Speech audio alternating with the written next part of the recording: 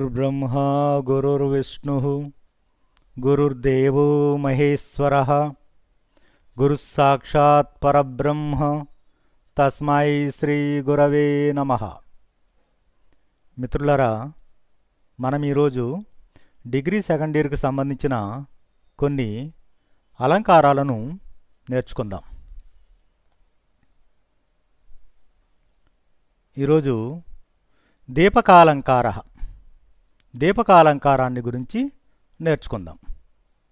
అలంకారాలు అంటే కావ్యం అనే కన్య యొక్క సౌందర్యాన్ని ఇనుమడింపజేసేవి, అంటే పెంపొందింపజేసేవి అలంకారాలు. మానవుని సౌందర్యాన్ని వస్త్రాలు, ఆభరణాలు ఇవన్నీ ఏ విధంగా పెంపొందింపజేస్తాయో అదేవిధంగా కావ్యాన్ని కూడా మనం ఒక కన్యగా భావించినట్లయితే కావ్య కన్య యొక్క సౌందర్యాన్ని పెంపొందింపజేసేవి ఈ అలంకారాలు. అలంకారాలు ప్రధానంగా రెండు విధాలుగా ఉంటాయి. ఒకటి శబ్దాలంకారాలు, రెండవది అర్థాలంకారాలు. శబ్దంలోని అక్షరాలు శబ్దానికి వాటికి ప్రాధాన్యత ఉన్నట్లయితే వాటిని శబ్దాలంకారాలు అంటాం. శబ్దానికి శబ్దంలో ఉన్న అక్షరాలు కాకుండా ఆ శబ్దం యొక్క అర్థానికి, ఆ పదం యొక్క అర్థానికి ప్రాధాన్యత ఉన్నట్లయితే అటువంటి అలంకారాన్ని అర్థాలంకారం అంటాము. ఈ విధంగా అలంకారాలు రెండు విధాలు, శబ్దాలంకారాలు, అర్థాలంకారాలు. అందులో మనం లాస్ట్ క్లాస్లో 3 అలంకారాలు తెలుసుకున్నాం. ఒకటి ఉపమ, 2 అనన్వయ, 3 ఉత్ప్రేక్ష. ఉపమ అంటే పోలిక ప్రధానంగా ఉన్నటువంటి అలంకారం. ఇక రెండోది అనన్వయము. ఒకే వస్తువు ఉపమేయముగా, ఉపమానముగా వర్ణింపబడినట్లయితే మనం దానిని అనన్వయాలంకారంగా పేర్కొంటాం. ఇక మూడోది ఉత్ప్రేక్ష. ఉత్ప్రేక్ష అంటే ఊహించటం. వస్తుహేతు ఫలములను వేరొక విధముగా, వస్తువు కాని దానిని వస్తువుగా, ఒక హేతువును వేరొక హేతువుగా, ఒక వస్తువును వేరొక వస్తువుగా, ఒక ఫలితమును వేరొక ఫలితముగా కవి ఊహించి వర్ణించినట్లయితే అటువంటి అలంకారమును ఉత్ప్రేక్షాలంకారంగా పేర్కొంటాము. ఈరోజు మనం దీపకాలంకారాన్ని గురించి నేర్చుకుందాం. ప్రస్తుతానాం చ తుల్యత్వే దీపకం మతం మేధాంబుధ సుధామిందుర్ బిభర్తి వసుధాం భవాన్. ఇది దీపకాలంకారం. ప్రస్తుతానాం చ తుల్యత్వే దీపకం మతం మేధాంబుధ సుధామిందుర్ బిభర్తి వసుధాం భవాన్. ప్రతి అలంకారానికి ఒక శ్లోకం ఉంటుంది. ఈ శ్లోకంలో మొదటి పాదములో దాని లక్షణం ఉంటుంది, రెండవ పాదములో అంటే సెకండ్ లైన్లో దాని ఉదాహరణ ఉంటుంది.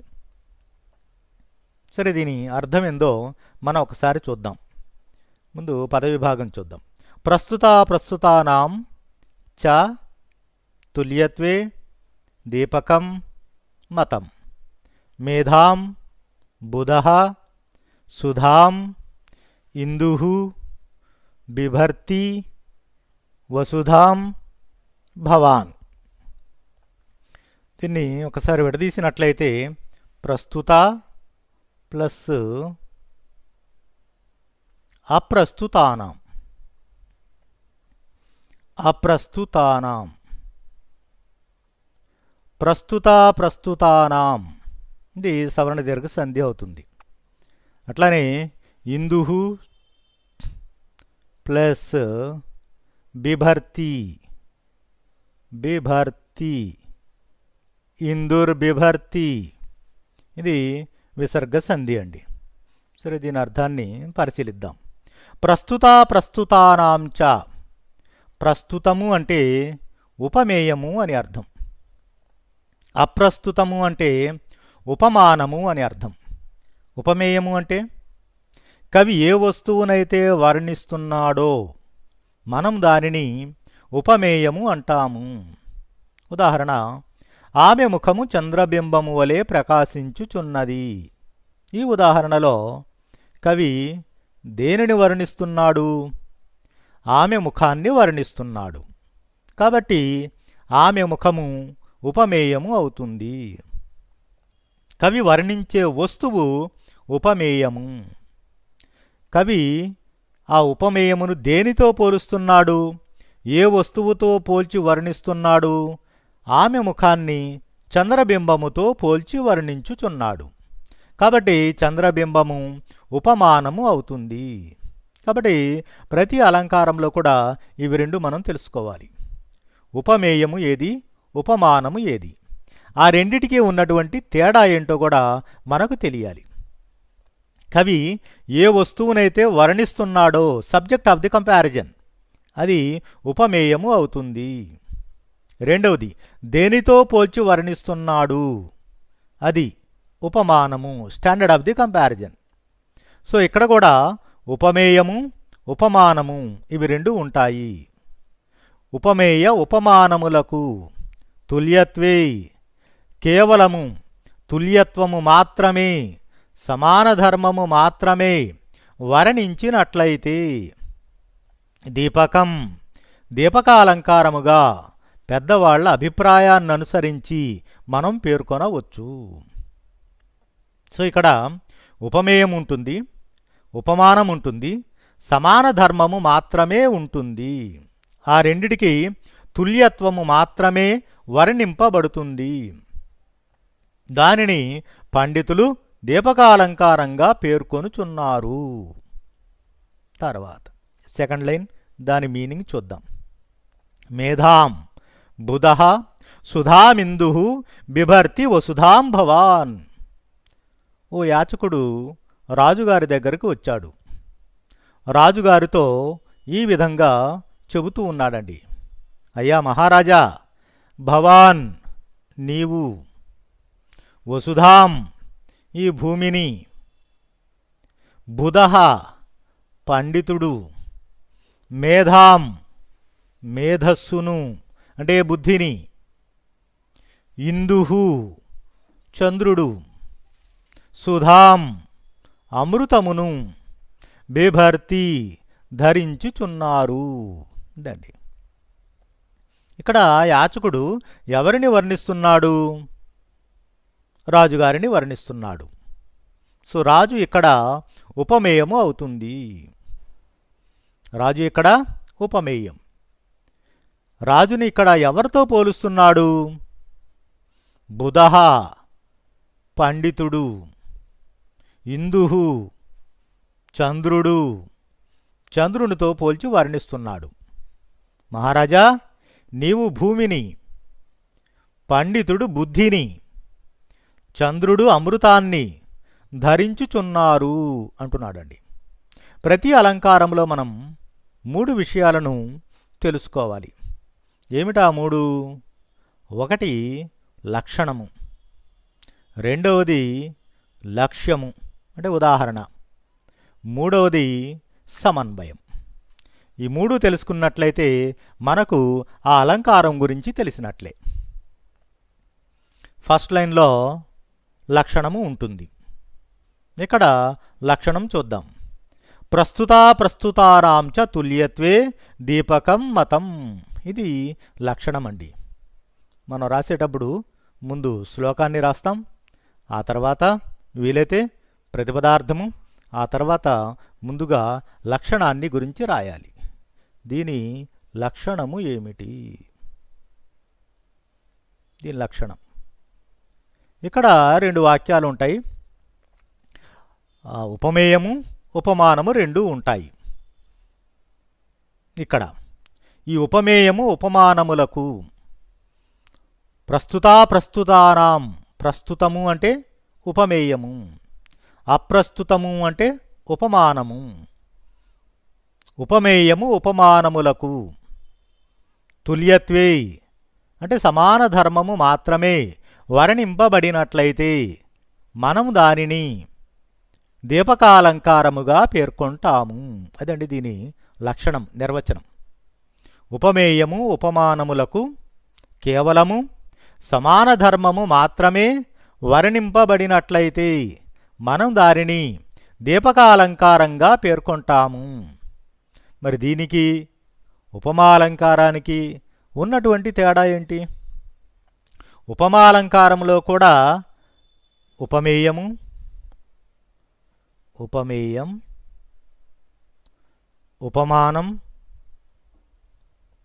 ఉపమానం సమాన ధర్మ, మూడోది సమాన ధర్మ, ఇక నాలుగోది ఉపమావాచకం.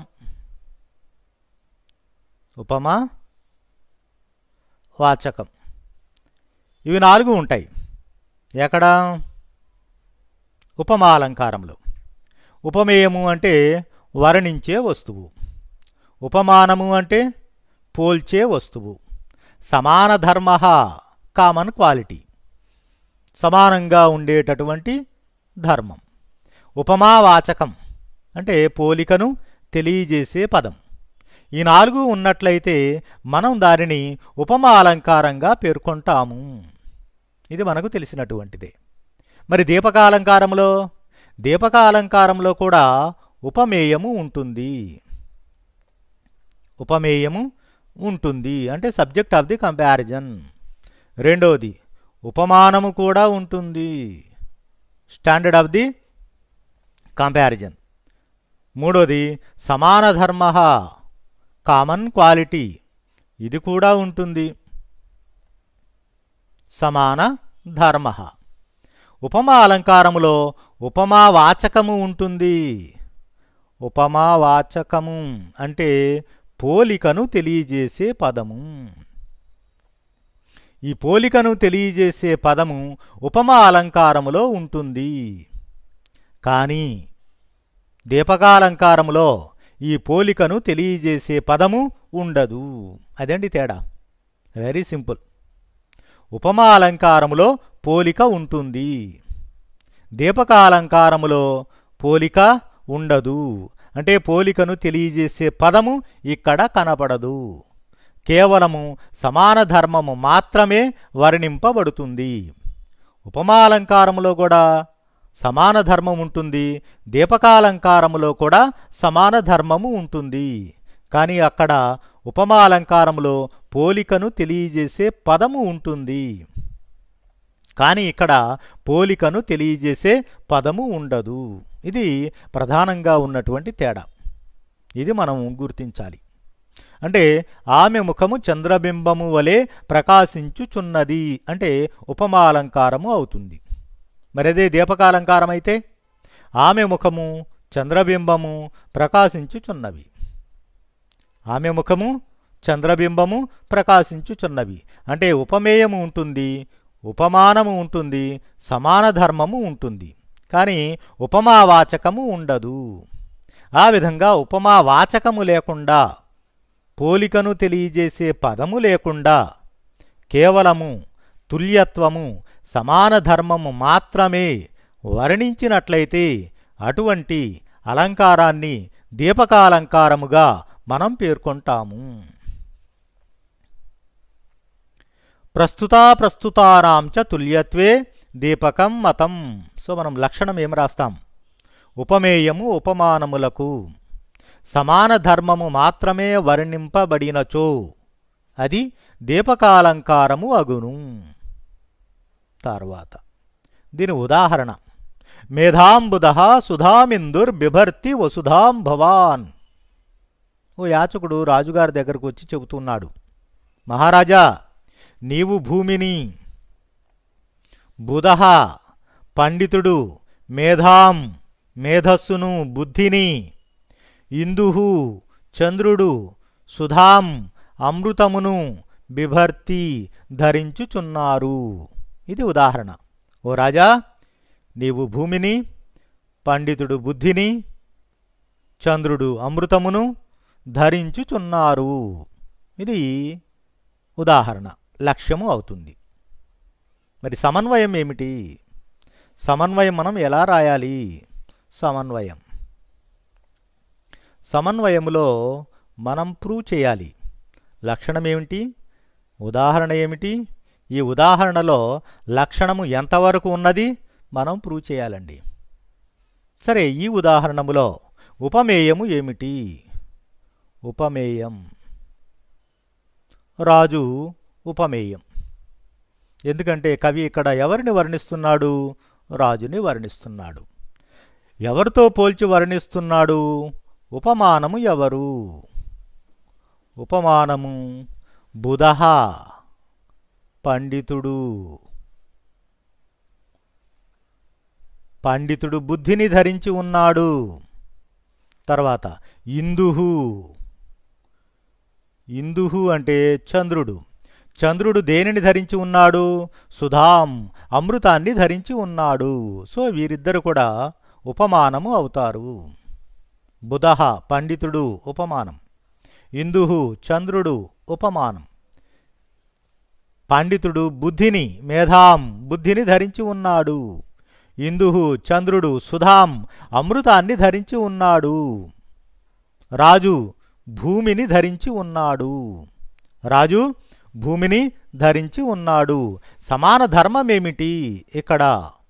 సమాన ధర్మః. ఏమిటి సమాన ధర్మము? బిభర్తి, ధరించి ఉండటము అనేది సమాన ధర్మము.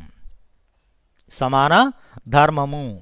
రాజు భూమిని ధరించి ఉన్నాడు. పండితుడు బుద్ధిని ధరించి ఉన్నాడు. చంద్రుడు అమృతాన్ని ధరించి ఉన్నాడు. రాజు ఉపమేయము. రాజు ఉపమేయము.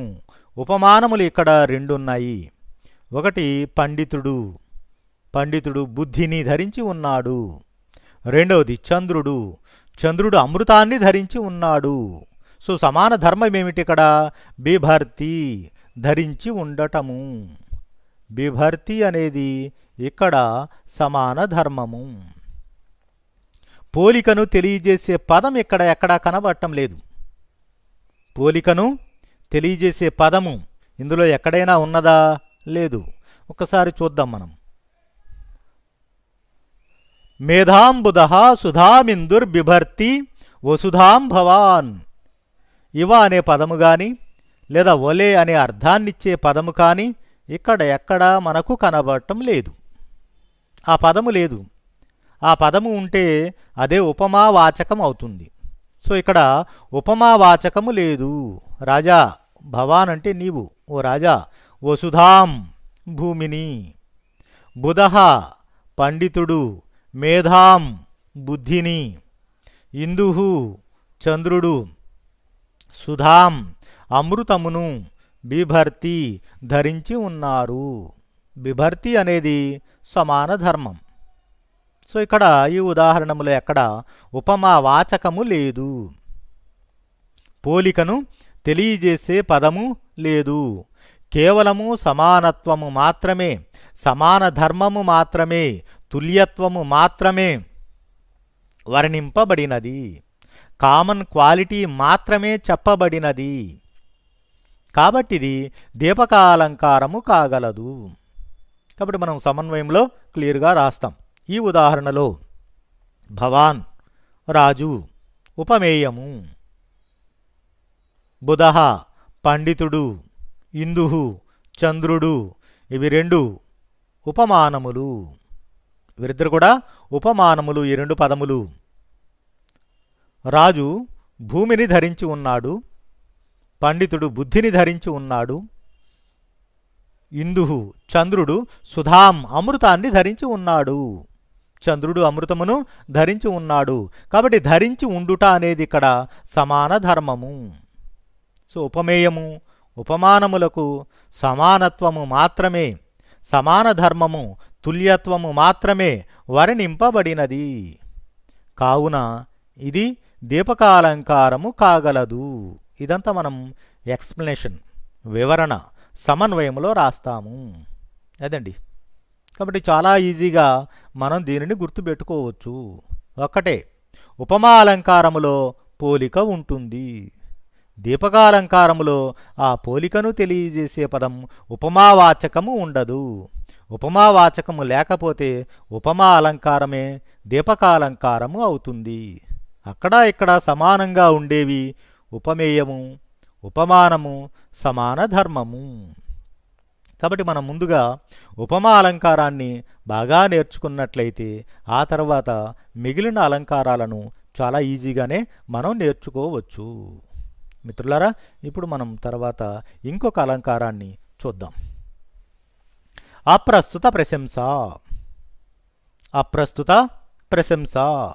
అప్రస్తుత ప్రశంసా స్యాత్ సా యత్ర ప్రస్తుతానుగా. ఏకః కృతి శకుంతేషు యోన్యం శక్రాన్న యాచతే. అప్రస్తుత ప్రశంసా స్యాత్ సా యత్ర ప్రస్తుతానుగా. ఏకః కృతి శకుంతేషు యోన్యం శక్రాన్న యాచతే. ప్రతి అలంకారానికి ఓ శ్లోకం ఉంటుంది, 2 పాదాలు ఉంటాయి. మొదటి పాదములో దాని నిర్వచనం ఉంటుంది, లక్షణము. తర్వాత రెండవ పాదములో దాని ఉదాహరణ ఉంటుంది. ఇది మనకు తెలిసినటువంటిది. సరే, ముందు దీని పదవిభాగాన్ని చూద్దాం. అప్రస్తుత ప్రశంస స్యాత్ సా. స్యాత్ ఇదో పదము, సా. యత్ర ప్రస్తుతానుగా. ఏకః కృతి శకుంతేషు యోన్యం. యః అన్యం. యోన్యం శక్రాత్. శక్రాత్ నా యాచతే. దండి దాని పదవిభాగం. సరే, ఇందులో ఉన్నటువంటి సందులు ప్రస్తుత ప్లస్ అనుగా. ప్రస్తుతానుగా. ప్రస్తుత ప్లస్ అనుగా. ప్రస్తుతానుగా సవర్ణ దీర్ఘ సంధి. తర్వాత శక్రాత్ ప్లస్ నా. శక్రాత్ ప్లస్ నా. శక్రాన్న. ఇది అనునాసిక సంధి. శక్రాత్ ప్లస్ నా. శక్రాన్న అనునాసిక సంధి అండి. యహ ప్లస్ అన్యం. అన్యం. యోన్యం. ఇది విసర్గ సంధి. విసర్గ సంధి. యోన్యం. సరే, దీని భావాన్ని ఒక్కసారి మనం పరిశీలిద్దాం. అప్రస్తుత ప్రశంసా స్యాత్ సా యత్ర ప్రస్తుతానుగా. యత్ర ఎక్కడైతే. అప్రస్తుత ప్రశంస. అప్రస్తుతము యొక్క ప్రశంస. ప్రస్తుతము అంటే ఉపమేయం. ప్రస్తుతము అంటే ఉపమేయము. అప్రస్తుతము అంటే అప్రస్తుతము అంటే ఉపమానము. అదండి, ఒకటి ఉపమేయము, రెండవది ఉపమానము. ఇక్కడ మనకున్నది అప్రస్తుత ప్రశంస. అప్రస్తుతము అంటే ఉపమానము. ప్రశంస అంటే పొగడటం, ప్రైజింగ్. అప్రస్తుత ప్రశంస అంటే అప్రస్తుతము యొక్క ప్రశంస అంటే ఉపమానము యొక్క పొగడ్త, ప్రశంస. యత్ర ఎక్కడైతే. ప్రస్తుతానుగా. ప్రస్తుతము అంటే ఉపమేయము. ప్రస్తుతానుగా ఉపమేయమును అనుసరించి ఉంటుందో. ఉపమేయమును అనుసరించి ఉంటుందో. తత్ర అక్కడ లేదా సా అది అప్రస్తుత ప్రశంసా స్యాత్ అప్రస్తుత ప్రశంసాలంకారము అగును. అదండి. సో ఎక్కడైతే ఉపమానము యొక్క పొగడ్త, ఉపమానము యొక్క ప్రశంస ఉపమేయమును ఆశ్రయించి ఉంటుందో. ఉపమేయమును ఆశ్రయించి ఉంటుందో లేదా ఉపమేయమును అనుసరించి ఉంటుందో. సా అది అప్రస్తుత ప్రశంసా స్యాత్ అప్రస్తుత ప్రశంసాలంకారము అగును. సో పేరులోనే దాని అర్థం ఉన్నది. అప్రస్తుత ప్రశంస ఉపమానము యొక్క పొగడ్త, ప్రశంస ఇక్కడ ప్రధానంగా ఉంటుంది. ఉపమానాన్ని ప్రశంసిస్తూ ఉంటారు, పొగుడుతూ ఉంటారు. కాని ఆ ఉపమానం యొక్క పొగడ్త ప్రశంస ప్రస్తుతమును ఆశ్రయించి ఉంటుంది, ప్రస్తుతమును అనుసరించి ఉంటుంది. ఎక్కడైతే ఉపమానము యొక్క ప్రశంస ప్రస్తుతమును ఆశ్రయించి ఉంటుందో, ప్రస్తుతము అంటే ఉపమేయము అంటే కవి వర్ణించే వస్తువు, కవి వర్ణించే వస్తువును ఎక్కడైతే ఆశ్రయించి ఉంటుందో, అనుసరించి ఉంటుందో అదే అప్రస్తుత ప్రశంసాలంకారము అగును. ఇదండి. సరే, దీని అర్థం చూద్దాం. ఉదాహరణ అర్థం. ఏకః కృతి శకుంతేషు యోన్యం శక్రాన్న యాచతే. శకుంతేషు పక్షులలో ఏకః అది ఒక్కటే, కృతి ధన్యమైనది, చరితార్థమైనది. ఏ పక్షి?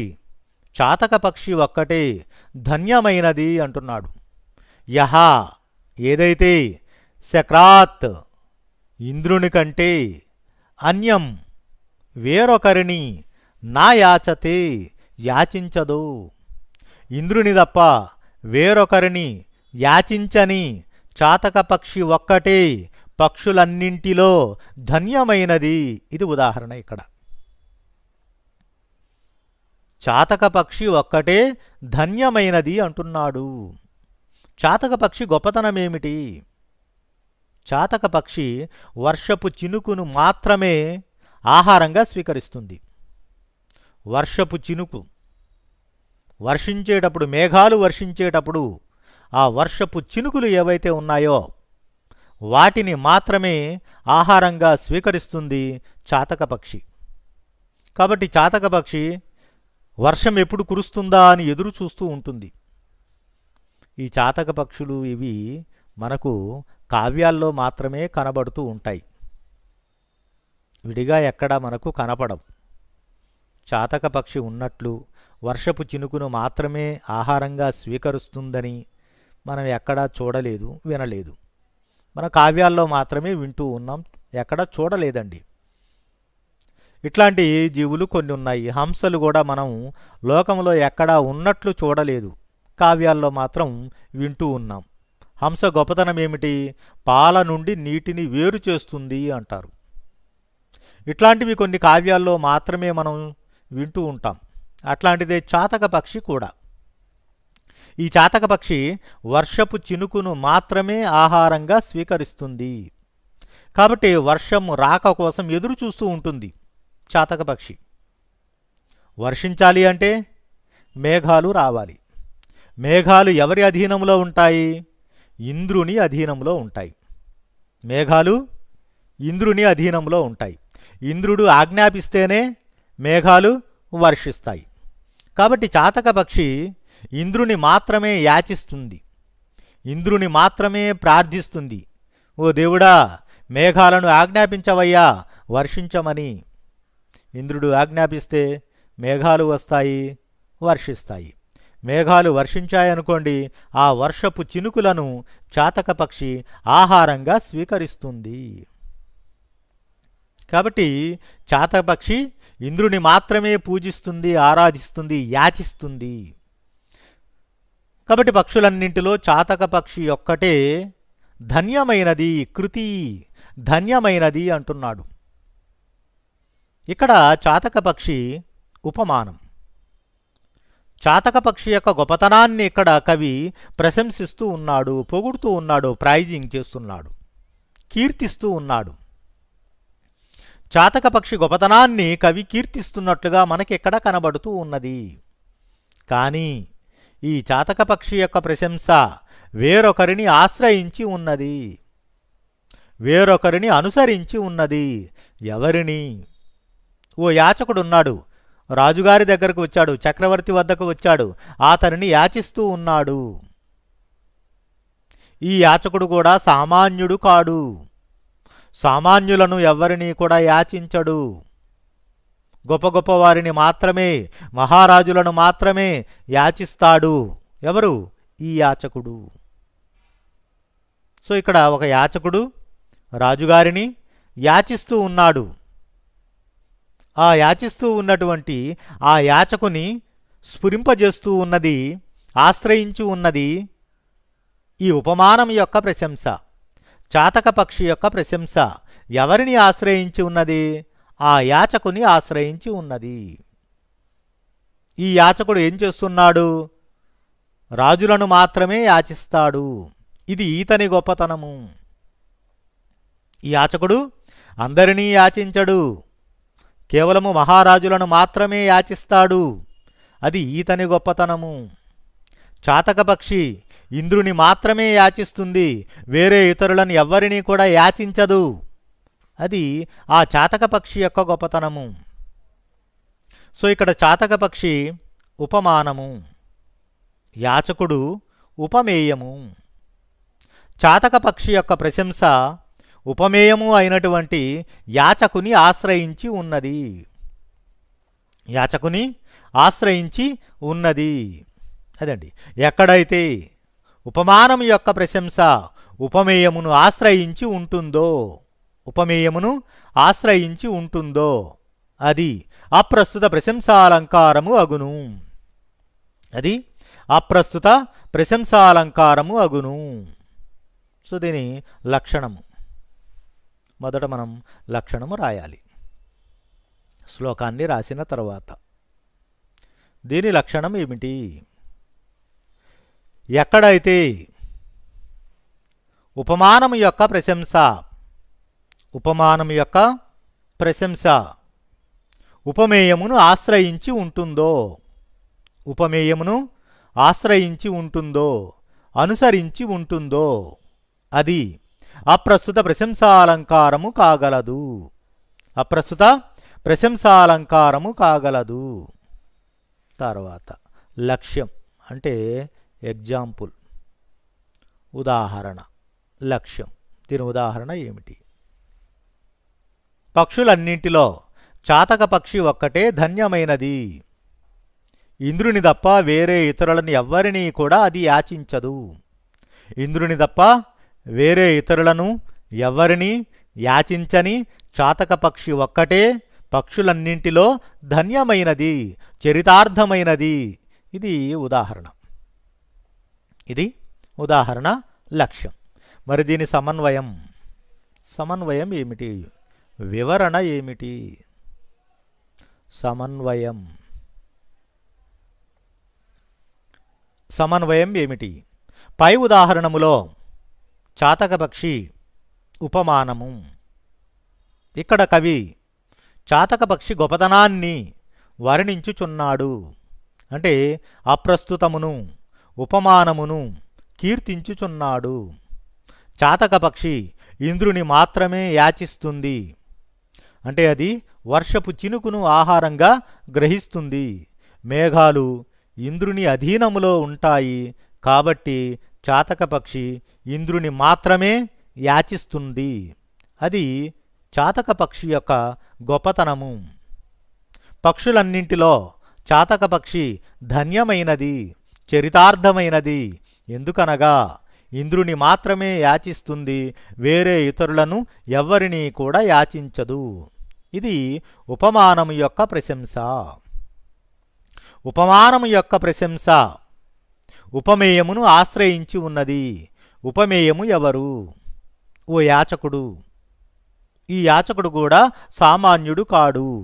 కేవలము గొప్పవారిని మాత్రమే, రాజులను మాత్రమే, చక్రవర్తులను మాత్రమే యాచిస్తాడు ఈ యాచకుడు. ఇది ఈ యాచకుని యొక్క గొప్పతనము. ఉపమానము యొక్క ప్రశంస యాచకుని ఆశ్రయించి ఉన్నది. యాచకుని ఆశ్రయించి ఉన్నది, అనుసరించి ఉన్నది.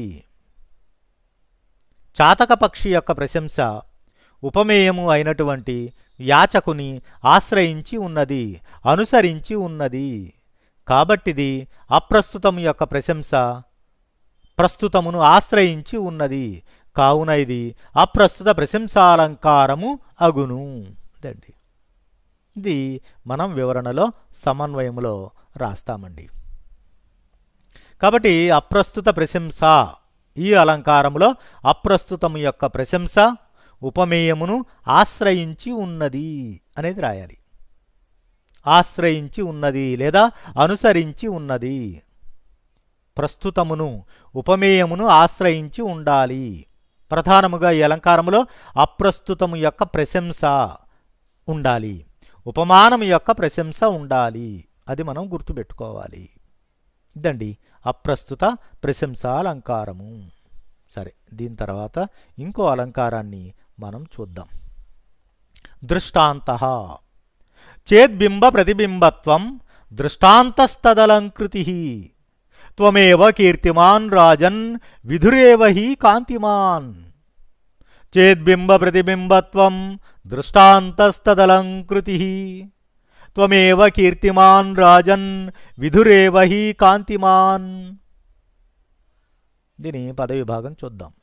చేత్ బింబ ప్రతిబింబత్వం దృష్టాంతః తత్ అలంకృతి త్వం ఏవ కీర్తిమాన్ రాజన్ విదుః ఏవ హి కాంతిమాన్.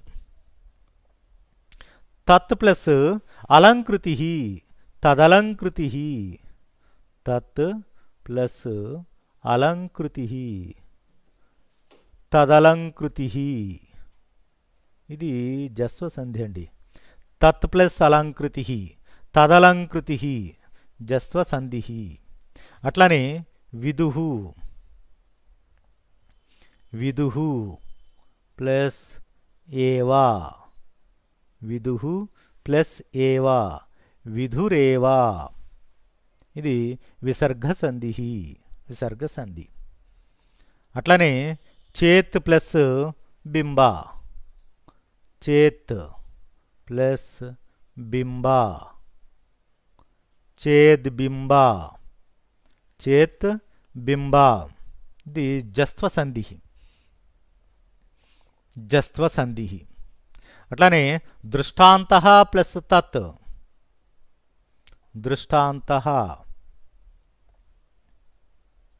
దృష్టాంతః ప్లస్ తత్, దృష్టాంతస్తత్, దృష్టాంతస్తత్ విసర్గ సంధి, విసర్గ సంధి. సరే, దీని అర్థాన్ని మనం ఒకసారి పరిశీలిద్దాం. చేద్ బింబ ప్రతిబింబత్వం, బింబ ప్రతిబింబత్వము చేత్ ఉన్న ఎడల, బింబ ప్రతిబింబత్వము వర్ణింపబడినచో, తత్ అలంకృతి, తత్ అలంకృతి ఆ అలంకారము, దృష్టాంతః దృష్టాంత అలంకారముగా చెప్పబడును.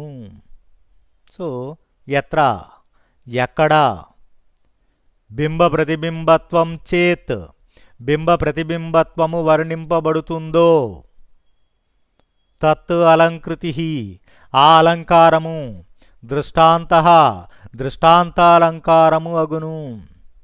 సో ఇక్కడ ఈ ఉదాహరణములో రెండు వాక్యాలు ఉండాలి, రెండు వాక్యాలు ఉండాలి. ఆ రెండిటి నడుమ బింబ ప్రతిబింబత్వము వర్ణింపబడాలి, బింబ ప్రతిబింబత్వము వర్ణింపబడాలి. ఆ విధంగా వర్ణింపబడినచో దానిని దృష్టాంతాలంకారము అంటాము. సరే, ఇచ్చినటువంటి ఉదాహరణ త్వమేవ కీర్తిమాన్ రాజన్ విధురేవ హి కాంతిమాన్. రాజన్ ఓ రాజా, త్వమేవ త్వం ఏవ నీవే, కీర్తిమాన్ కీర్తిమంతుడవు, విదుః ఏవ ఆ చంద్రుడే, హి నిశ్చయముగా, కాంతిమాన్ కాంతిమంతుడు. ఇదండి దీని అర్థం. సరే, దీన్ని ఒకసారి మనం పరిశీలిద్దాం. మొదటిది లక్షణం బింబ ప్రతిబింబత్వం చేత్, బింబ ప్రతిబింబత్వము వర్ణింపబడినచో, బింబ ప్రతిబింబత్వము వర్ణింపబడినచో. బింబ ప్రతిబింబత్వము అంటే మన ఆకారము బింబం. అద్దంలో చూసామనుకోండి, అద్దంలో కనబడేది ప్రతిబింబం. అద్దంలో కనబడేది ఏమిటి? ప్రతిబింబం. అట్లానే నిశ్చలంగా ఉన్నటువంటి నీటిలో, కదలకుండా ఉండేటటువంటి నీటిలో మనం ఒకసారి పరిశీలించామనుకోండి, చూసామనుకోండి, కదలకుండా ఉన్నటువంటి నీటిలో మనం తొంగి చూస్తే మన బింబం యొక్క ప్రతిబింబము అక్కడ కనబడుతుంది, ఆ నీటిలో కనబడుతుంది. మనదేమో బింబము, ఆ నీటిలో కనబడేది ప్రతిబింబం. బింబం ఎలా ఉంటుందో ప్రతిబింబము కూడా అదే విధంగా ఉంటుంది.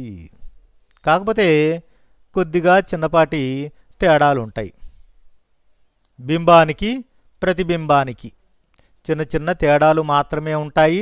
బింబము ఎలా ఉంటుందో ప్రతిబింబము కూడా దాదాపు అదే విధంగా ఉంటుంది. ఈ రెండిటి మధ్య ఉన్నటువంటి సంబంధాన్ని బింబ ప్రతిబింబత్వము అంటాము. బింబానికి ప్రతిబింబానికి మధ్యలో ఉండేటటువంటి సంబంధము బింబ ప్రతిబింబత్వము. అంటే ఈ అలంకారంలో రెండు వాక్యాలు ఉంటాయి. ఒకటి ఉపమేయ వాక్యము, రెండవది ఉపమాన వాక్యము. ఉపమేయము అంటే సబ్జెక్ట్ ఆఫ్ ది కంపారిజన్, ఉపమానము అంటే స్టాండర్డ్ ఆఫ్ ది కంపారిజన్. వర్ణించే వస్తువును ఉపమేయము అంటాము. దేనితోనైతే మనం పోల్చి వర్ణిస్తామో దానిని ఉపమానము అంటాము. ఉపమేయము ఉన్నటువంటి వాక్యము ఉపమేయ వాక్యము, ఉపమానము ఉన్నటువంటి వాక్యము ఉపమాన వాక్యము. ఈ ఉదాహరణములో రెండు వాక్యాలు ఉండాలి. ఉపమేయ వాక్యము ఉపమాన వాక్యము. ఉపమేయము ఉన్న వాక్యము ఉపమేయ వాక్యము, ఉపమానము ఉన్నటువంటి వాక్యము ఉపమాన వాక్యము. ఈ రెండిటి మధ్య బింబ ప్రతిబింబత్వము వర్ణింపబడాలి. బింబానికి ప్రతిబింబానికి మధ్యలో ఉండే సంబంధాన్ని బింబ ప్రతిబింబత్వము అంటాము. ఎక్కడైతే బింబ ప్రతిబింబత్వము వర్ణింపబడుతుందో దానిని దృష్టాంతాలంకారముగా పేర్కొంటాము. ఇదండి. కాబట్టి ఇక్కడ కూడా ఉపమేయము ఉపమానము ఉంటాయి. వాటి మధ్య బింబ ప్రతిబింబత్వము వర్ణింపబడాలి. అంటే ఒక వాక్యములో చెప్పబడిన అర్థము బింబము అయితే రెండో వాక్యములో చెప్పబడిన అర్థము దాని ప్రతిబింబమా అన్నట్లుగా కవి వర్ణించాలి. ఆ విధముగా కవి వర్ణించిన ఎడల దానిని దృష్టాంతాలంకారముగా మనము పేర్కొంటాము. ఇదండి దీని నిర్వచనము. దృష్టాంతాలంకారము అంటే అది. ఇది మనం నిర్వచనములో రాస్తాం, లక్షణములో రాస్తాం. తర్వాత ఇక్కడ ఇచ్చినటువంటి ఉదాహరణ, త్వమేవ కీర్తిమాన్ రాజన్ విధురేవహి కాంతిమాన్. ఓ యాచకుడు వచ్చాడు, రాజుగారి దగ్గరకు వచ్చాడు, రాజుగారిని పొగుడుతూ ఉన్నాడు. ఏమని పొగుడుతున్నాడు? రాజన్, ఓ రాజా, త్వమేవా కీర్తిమాన్, అయ్యా మహారాజా నీవే కీర్తిమాన్ కీర్తిమంతుడవు. హీ నిశ్చయముగా నిస్సందేహముగా విదుహు ఏవా ఆ చంద్రుడే కాంతిమాన్ కాంతిమంతుడు. ఇక్కడేమో రాజుని కీర్తిమంతుడని పొగుడుతూ ఉన్నాడు, ఆ చంద్రుని కాంతిమంతుడని పొగుడుతూ ఉన్నాడండి. సాధారణంగా యాచకులు రాజులను ఆశ్రయించినప్పుడు పొగుడుతూ ఉంటారు. ఎందుకంటే వాళ్ళు వచ్చినది ఎందుకు? రాజుగారి వద్ద నుండి ఎంతో కొంత పొందటానికి.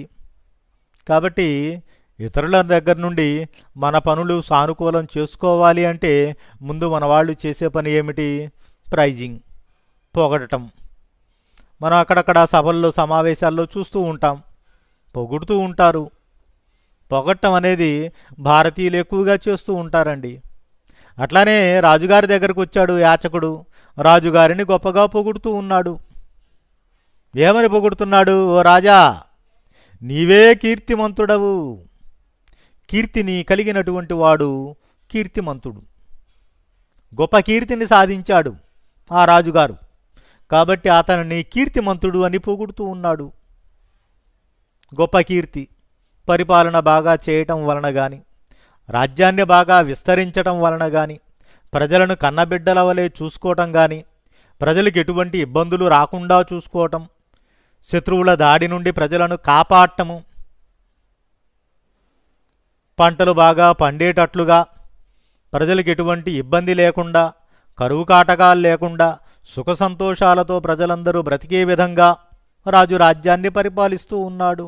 అందుకని అతనికి గొప్పగా కీర్తి లభించినది. అతనిని కీర్తిమంతునిగా పొగుడుతూ ఉన్నాడు యాచకుడు. రాజా, నీవే కీర్తిమంతుడవు. ఆ చంద్రుడే కాంతిమంతుడు. చంద్రుడు గొప్ప కాంతిని కలిగినటువంటి వాడు. చల్లటి వెన్నెల ఇస్తాడు. పున్నమి రాత్రి ఆ వెన్నెలలో మనం కూర్చుంటే మనసు చాలా హాయిగా ఉంటుంది, మనోరంజకంగా ఉంటుంది. చల్లటి కిరణాలను ప్రసరింపజేసేటటువంటి వాడు చంద్రుడు. కాబట్టి ఇక్కడ చంద్రుని ఏమంటున్నాడు? గొప్ప కాంతిమంతుడు అంటున్నాడు. ఓ మహారాజా, నీవే గొప్ప కీర్తిమంతుడవు. ఈ లోకములో నీతో సాటి రాగలిగినవాడు ఇంకొకడున్నాడు. ఎవడు? ఆ చంద్రుడు. ఆ చంద్రుడేమిటి? కాంతిమంతుడు. నీవేమో కీర్తిని కలిగినటువంటి వాడవు. ఆ చంద్రుడు కాంతిని కలిగినటువంటి వాడు. నీవే కీర్తిమంతుడవు, ఆ చంద్రుడే కాంతిమంతుడు. ఇక్కడ రాజు ఉపమేయము, సబ్జెక్ట్ ఆఫ్ ది కంపారిజన్. ఓ రాజా, నీవే కీర్తిమంతుడవు, ఇది బింబము. ఆ చంద్రుడే కాంతిమంతుడు, ఇది ప్రతిబింబము. ఈ రెండిటి మధ్య, ఈ రెండు వాక్యాల నడుమ బింబ ప్రతిబింబత్వము వర్ణింపబడినది. అంటే ఒక వాక్యంలో చెప్పబడిన అర్థము బింబము అయినట్లయితే, ఆ రెండవ వాక్యంలో చెప్పబడిన అర్థము దాని ప్రతిబింబమా అన్నట్లుగా ఉన్నది. ఆ రెండవ వాక్యములో చెప్పబడిన అర్థము దాని ప్రతిబింబమా అన్నట్లుగా కవి ఇక్కడ వర్ణించాడు. రెండు వాక్యాల నడుమ బింబ ప్రతిబింబత్వము వర్ణింపబడినచో, బింబ ప్రతిబింబత్వము వర్ణింపబడినచో అది దృష్టాంతాలంకారము అగును. అది దృష్టాంతాలంకారము అగును. కాబట్టి మనం ఏ అలంకారానికైనా సరే ముందు లక్షణాన్ని రాయాలి. దీని లక్షణం ఏమిటి? రెండు వాక్యాల నడుమ ఒకటి ఉపమేయ వాక్యము, రెండవది ఉపమాన వాక్యము.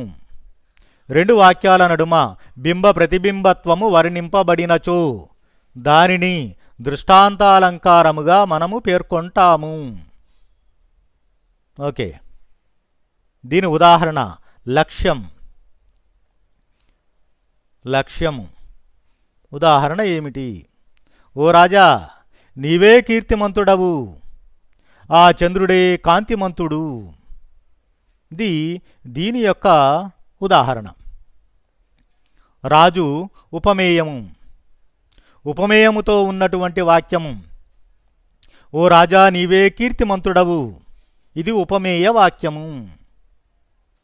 ఆ చంద్రుడే కాంతిమంతుడు, ఇది ఉపమానము యొక్క వాక్యము. రెండు వాక్యాలు ఉన్నాయి ఇక్కడ. ఓ రాజా, నీవే కీర్తిమంతుడవు, ఆ చంద్రుడే కాంతిమంతుడు, ఇది ఉదాహరణ. తర్వాత సమన్వయం. మూడవది ప్రధానంగా మనం రాయవలసింది సమన్వయం, వివరణ, ఎక్స్ప్లెనేషన్. ఇందులో ఆ అలంకారం యొక్క లక్షణం ఏంటి, ఆ ఉదాహరణ ఏమిటి, ఆ ఉదాహరణలో ఆ లక్షణము ఎంతవరకు ఉన్నదో మనం ప్రూవ్ చేయాలి, నిరూపించాలి. పై ఉదాహరణములో రెండు వాక్యాలు ఉన్నాయి. ఒకటి ఉపమేయ వాక్యము, రెండవది ఉపమాన వాక్యము. ఓ రాజా, నీవే కీర్తిమంతుడవు, ఇది ఉపమేయ వాక్యము. రాజు ఉపమేయము, రాజు యొక్క గొప్పతనాన్ని అందులో వర్ణిస్తూ ఉన్నాడు. రెండవది, ఆ చంద్రుడే కాంతిమంతుడు, ఇక్కడ చంద్రుడు ఉపమానము. చంద్రుని యొక్క గొప్పతనాన్ని ఈ వాక్యములో వర్ణిస్తున్నాడు. ఉపమానము యొక్క వాక్యము కాబట్టిది ఉపమాన వాక్యము. మొదటిది ఉపమేయ వాక్యము, రెండవది ఉపమాన వాక్యము. ఈ రెండు వాక్యముల నడుమ బింబ ప్రతిబింబత్వము వర్ణింపబడినది. ఇది ప్రధానమండి. ఈ పదము రాయకుండా మీరేం రాసినా సరే ఆ సమన్వయము కుదరదు అక్కడ.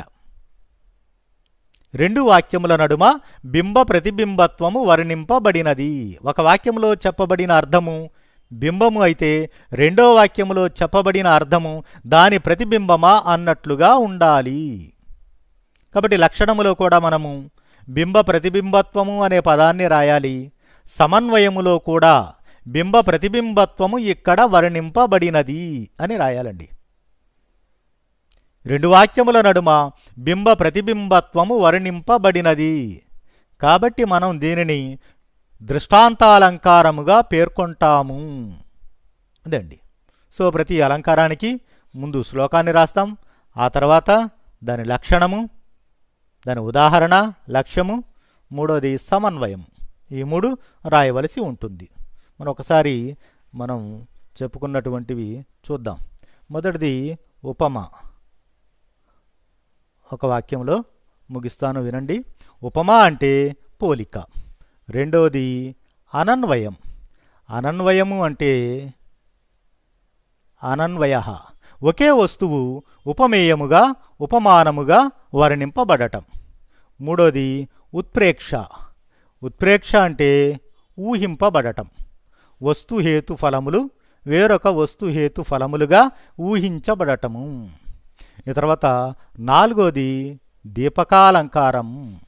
దీపకము ఉపమేయము ఉపమానములకు కేవలము తుల్యత్వము సమానత్వము మాత్రమే వర్ణింపబడినట్లయితే దానిని దీపకాలంకారము అంటాము. ఐదవది అప్రస్తుత ప్రశంస. అప్రస్తుత ప్రశంస. అప్రస్తుతము అంటే ఉపమానము. ఉపమానము యొక్క ప్రశంస ఇక్కడ ఉపమేయమును ఆశ్రయించి ఉంటుంది. ఆరవది దృష్టాంత. దృష్టాంత అంటే రెండు వాక్యముల నడుమ ఉపమేయ ఉపమాన వాక్యముల నడుమ బింబ ప్రతిబింబత్వము వర్ణింపబడాలి. ఈ విధంగా మనం అలంకారాలను గుర్తుపెట్టుకోవచ్చు. మిత్రులారా, నెక్స్ట్ క్లాస్లో వేరొక అంశాన్ని మనం చూద్దాం. అప్పటి వరకు మరి ధన్యవాదాలు. Thank you.